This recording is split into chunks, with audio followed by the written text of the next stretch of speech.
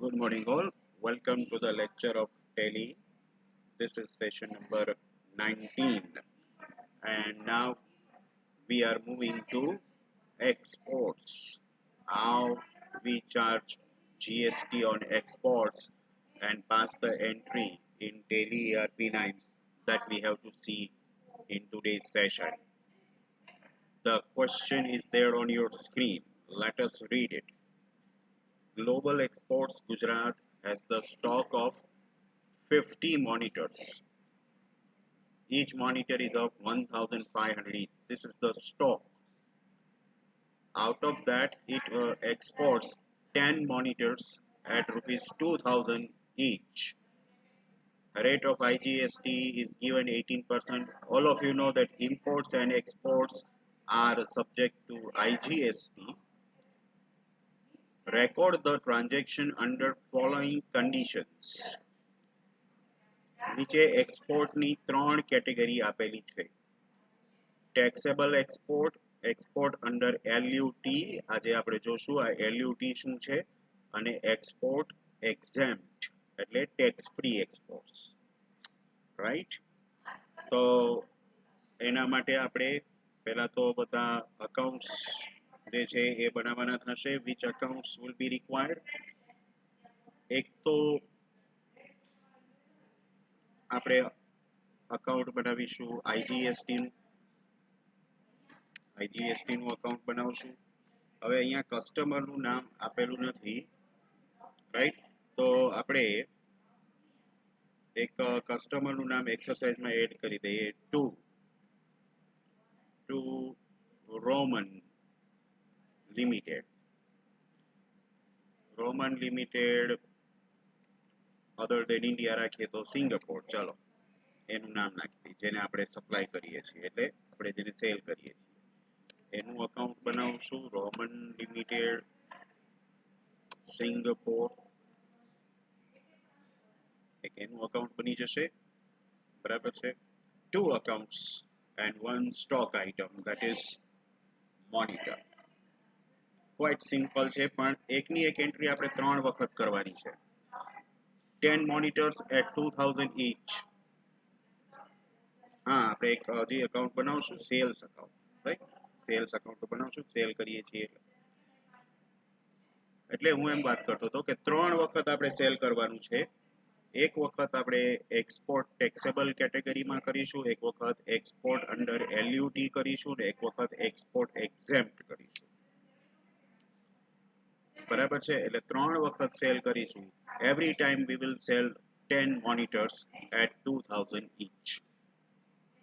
અને દરેક વખતે જોશું કે અલગ અલગ કેટેગરીમાં એક્સપોર્ટ જે છે એની શું ઇફેક્ટ થાય, ક્યારે ટેક્સ લાગે, ક્યારે ટેક્સ ન લાગે, અને જીએસટી રિટર્નમાં જોઈને પણ આપણે જોશું એની શું ઇફેક્ટ આવે છે.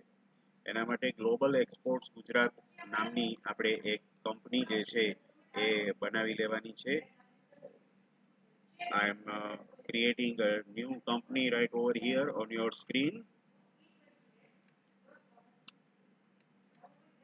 Global Exports Gujarat based company.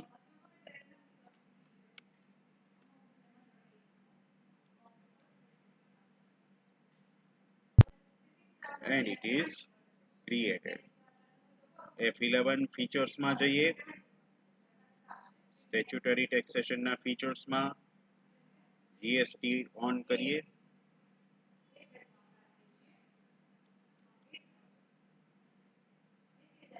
GST registration number નાખી દઈએ છીએ. પહેલા બે જે સ્ટેટ કોડ, પછી 5 આલ્ફાબેટ 4 ડિજિટ, પછી 1 આલ્ફાબેટ 1 ડિજિટ, 1 આલ્ફાબેટ 1 ડિજિટ, એ રીતે. ઈ-વે બિલ એપ્લિકેબલમાં આપણે નો રાખીએ છીએ. હવે જુઓ,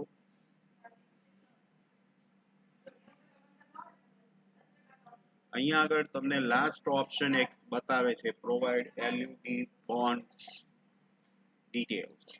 અહીંયા આગળ આપણે કોઈ દિવસ યસ આપેલું નથી. આ ઓપ્શન એક્સપોર્ટ કરતા હોય અંડર LUT બોન્ડ્સ તો જ એ યસ આપવાનું હોય છે.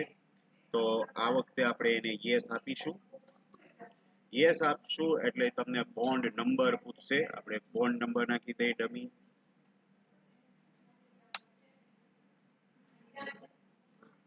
Applicable from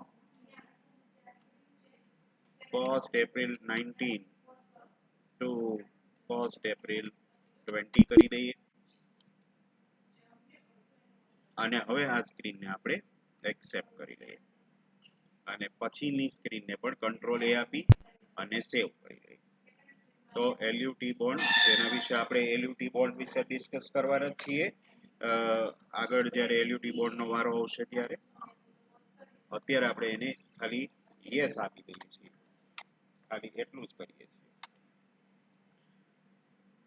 now I am going to accounts info. આપણે જે અકાઉન્ટ્સ બનાવવાના છે એમાં એક તો સેલ્સનું અકાઉન્ટ બનાવવાનું છે. અંડર સેલ્સ ગ્રુપ અહીંયા ગુડ્સ આપી દો અને એને એક્સેપ્ટ કરાવી દો. આઈજીએસટી નું અકાઉન્ટ આપણે બનાવશું હવે.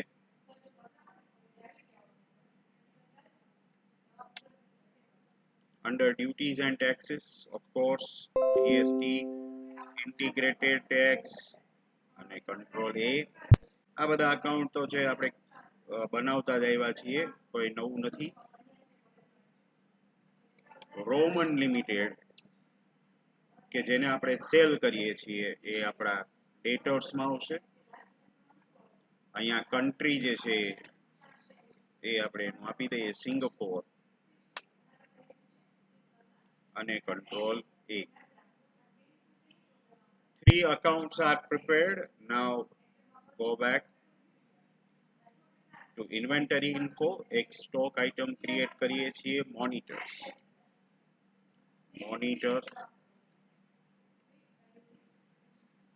ઓલ્ટર સી કરી યુનિટ્સ ક્રિએટ કરીએ પીસીસ.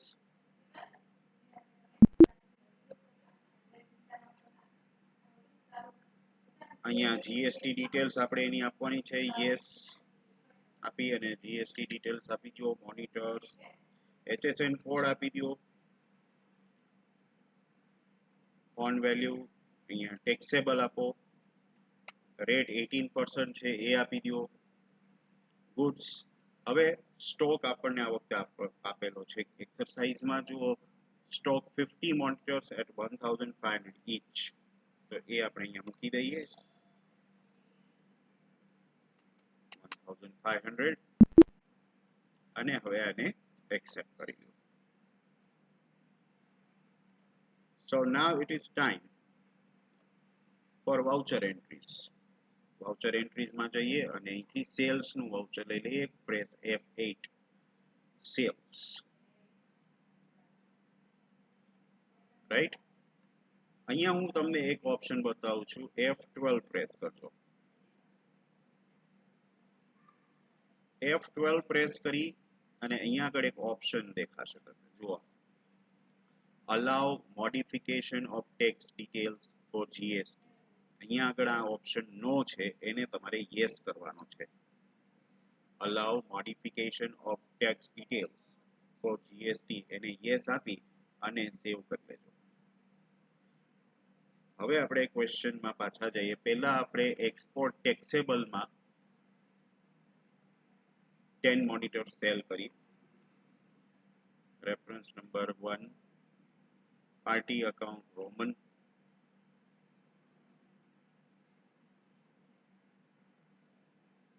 હવે જો પેલો ઓપ્શન આપણે આપ્યો હતો ને એટલે અહીંયા આગળ તમને પૂછશે ટેક્સ ક્લાસિફિકેશન ડિટેલ્સ. સ્પેસ કી દબાવજો. જો અહીંયા આગળ એક્સપોર્ટ્સ એમાં તમને આટલું પૂછે છે. આ કયા ટાઈપનું એક્સપોર્ટ છે? એક્સપોર્ટ એક્ઝેમ્પ્ટ, એક્સપોર્ટ એલયુટી બોન્ડ, નીલ રેટેડ ઓર એક્સપોર્ટ ટેક્સેબલ. તો અહીંયા આગળ આપણે આપશું એક્સપોર્ટ ટેક્સેબલ. આપણે મોનિટર સેલ કરીએ છીએ 10 monitors 2000 rate, no discount.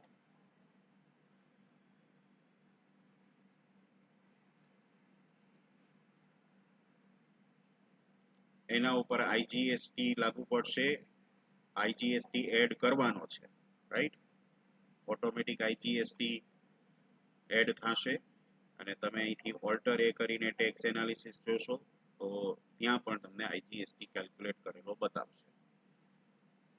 Okay, IGST સાથેનું જ સેલ્સનું બિલ બનશે. અહીંયા શિપિંગ બિલ નંબર, ડેટ બધું નાખી દો.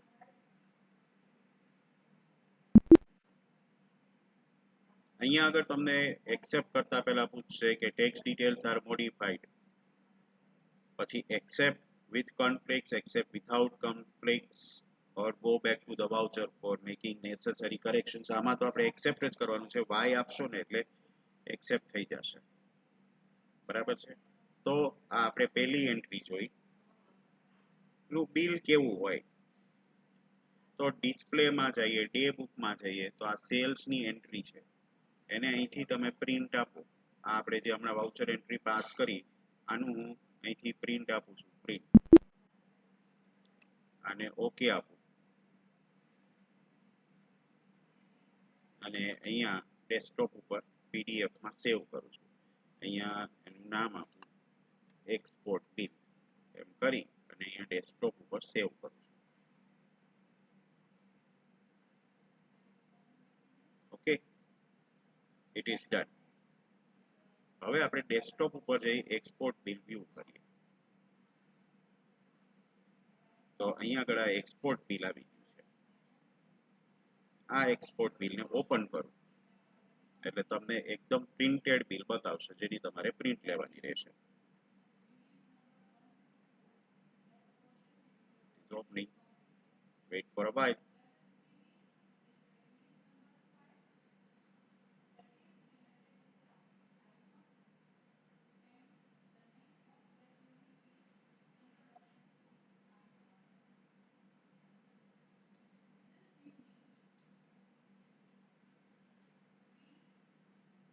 Yes, here it is. See, અહીંયા આગળ આપણી ડિટેલ્સ છે, અહીંયા સામે આપણો બાયર એટલે જેણે આપણી પાસેથી પરચેસ કર્યું છે એની કન્ટ્રીનું નેમ એ તો આપેલું છે. નીચે જો details, name of item, HSN code, quantity, rate, amount, IGST સહિતનું ટોટલ 23,600 નું બિલ.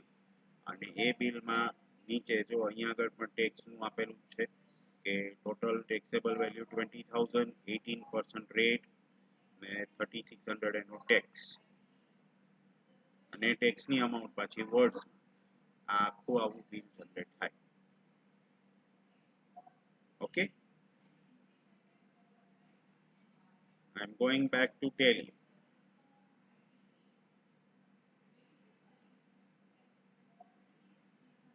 ડિસ્પ્લેમાં જઈએ, સ્ટેચ્યુટરી રિપોર્ટ્સ, જીએસટી, સેલ્સ બધું GSTR1 માં હોય.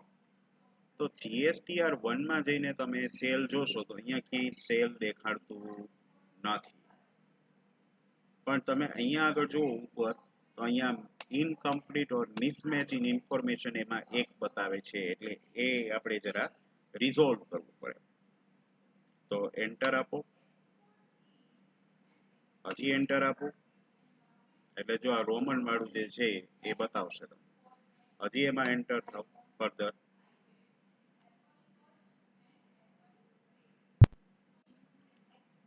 શિપિંગ બિલ ઇઝ ઇનવેલિડ બતાવે છે. તો ચલો એ કરી દઈએ. એક્સપોર્ટ ટેક્સેબલ, અહીંયા આગળ ટેક્સેબલ વેલ્યુ હતી એની 20,000, રેટ હતો તો એનો 18%, based on value. No, cess is not applicable.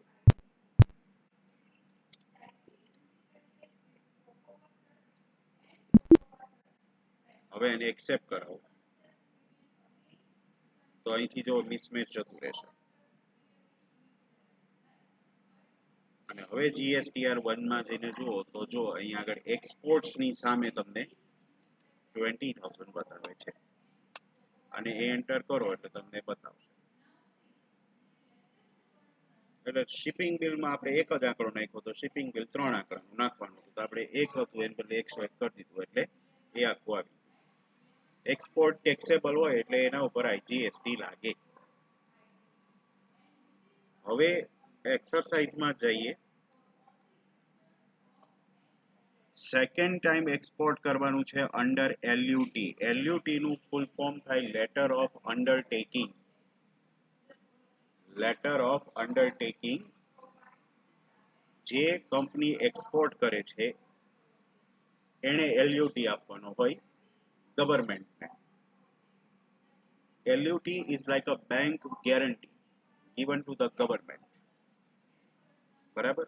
It is a kind of bond that is issued to the government.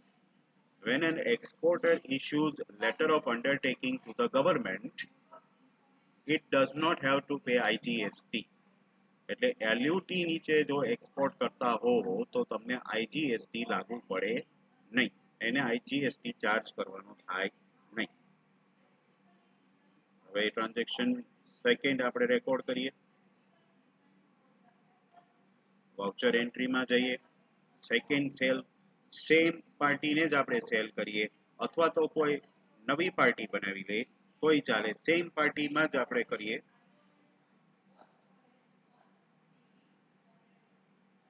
હવે અહીંયા ટેક્સ ક્લાસિફિકેશન છે એમાં એક્સપોર્ટ્સ, પણ which export? Export under LUT bond એને સિલેક્ટ કરજો. મોનિટર્સ 10 2000. હવે મેં તમને કહ્યું કે જો તમે લેટર ઓફ અંડરટેકિંગ આપતા હો તો તમારે આઈજીએસટી પે કરવાનો રહેતો નથી. અહીંથી તમે ટેક્સ એનાલિસિસ જોશો તો જુઓ ટેક્સ એનાલિસિસમાં પણ તમને આઈજીએસટી ચાર્જ કરેલો નહીં દેખાય, કારણ કે એલયુટી બોન્ડમાં આવે છે. એટલે આ સાદી એન્ટ્રી થશે without IGST. Shipping bill number 102 નાખી દઈએ. 1 એપ્રિલ 19 અને આને એક્સેપ્ટ કરીએ. હવે આપણે જીએસટી R2 જોઈએ. ફરીથી ડિસ્પ્લે સ્ટેચ્યુટરી રિપોર્ટ્સ જીએસટી. એમાં જીએસટી R1 તો જુઓ અહીંયા આગળ બે એન્ટ્રી હવે થઈ ગઈ એક્સપોર્ટની. ટોટલ એક્સપોર્ટ હવે 40,000 થઈ ગયું. હું એન્ટર આપું એટલે તમને બે બતાવશે. જો પહેલી વખત રોમનને સેલ કર્યું 20,000 ત્યારે રેગ્યુલર એક્સપોર્ટ હતું, એક્સપોર્ટ ટેક્સેબલ એટલે એના ઉપર ટેક્સ લાગ્યો. સેકન્ડ ટાઈમ આપણે પાછું 20,000 નું એક્સપોર્ટ કર્યું ત્યારે જો એનામાં ટેક્સ નથી દેખાડતા, જોયું? કારણ કે એ અંડર એલયુટી હતું. તમે ગવર્મેન્ટને લેટર ઓફ અંડરટેકિંગ એટલે કે બેંક ગેરંટી ઇસ્યુ કરી દો પછી તમારા ઉપર આઈજીએસટી લાગે નહીં. ફરીથી ગેટવે ઉપર આવી જાય. હજી એક વખત આપણે એક્સપોર્ટ કરવાનું છે. એક્સપોર્ટ એક્ઝેમ્પ્ટ. એક્ઝેમ્પ્ટ નો મિનિંગ એવો થાય કે ટેક્સ ફ્રી, એટલે એના ઉપર ટેક્સ લાગે જ નહીં, એ ટેક્સ વગરનું જ થાય, રાઈટ? વાઉચર એન્ટ્રી સેલ્સ, એમાં ત્રીજી એન્ટ્રી કરીએ. રોમનને ફરીથી સેલ કરીએ. અહીંયા સેલ્સ અકાઉન્ટ ટેક્સ ક્લાસિફિકેશન ડિટેલ્સમાં which export now are you? પહેલું જ છે એક્સપોર્ટ એક્ઝેમ્પ્ટ. મોનિટર સેલ કરો 10 monitors 2000.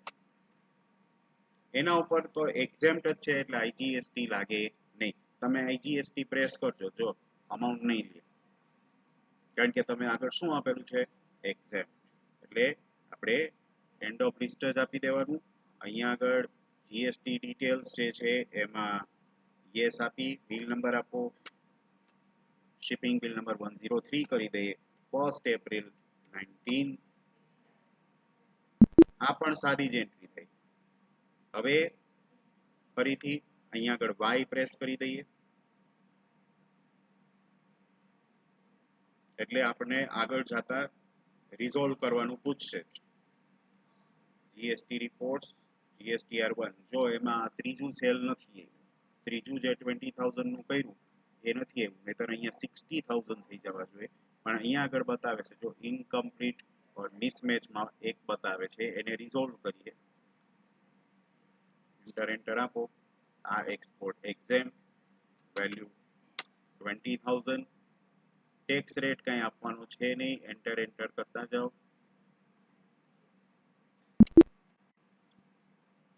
It is accepted now. Control Q back હવે GSTR1 કરો તો જો અહીંયા આગળ એ રેકોર્ડ થઈ ગયું. અહીંયા મિસમેચ વાળા વાઉચર 0 થઈ ગયા.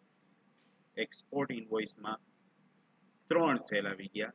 3 માંથી જો પહેલું cell taxable, second cell LUT bonds વાળું અને ત્રીજું જે સેલ છે એ એક્ઝેમ્પ્ટ. એમાં પહેલામાં જ IGST ચાર્જ થયો છે, બાકીના બેમાં ચાર્જ થયો નથી. 3600 ઇઝ ધ અમાઉન્ટ.